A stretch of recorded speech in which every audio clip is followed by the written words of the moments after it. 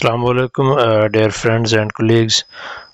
Today we are going to discuss second questions of language studies, speech versus writing. What is the basic difference of speech and writing? What is primacy of speech? Primacy is the ability of an individual to recall the first information memorized. Think about it. If you try to memorize your speech from beginning to end, you will end up saying the beginning of the speech more often than the middle or the end of your speech. So what is recency in psychology?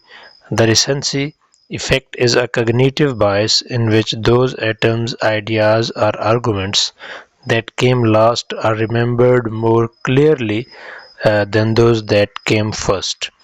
This is called recency in speech, primacy of speech. Next, what is visualization in Monroe's motivated sequence? Visualization. The next step of Monroe's motivated sequence is the visualization step, in which you ask the audience to visualize a future where the need has been met or the problem solved. Also, what is the 30-70 rule in public speaking?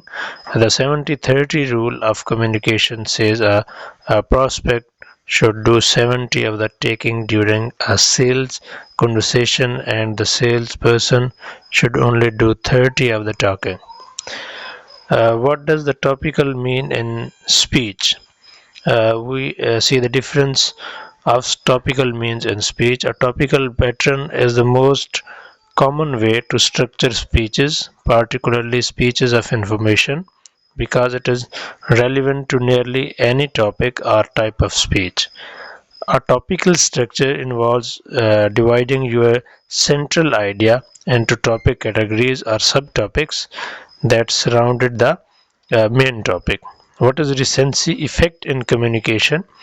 This means cognitive psychology, the tendency and free recall for individuals to be better able to recall the last items in a series, or the tendency to remember better information that was more recently learned.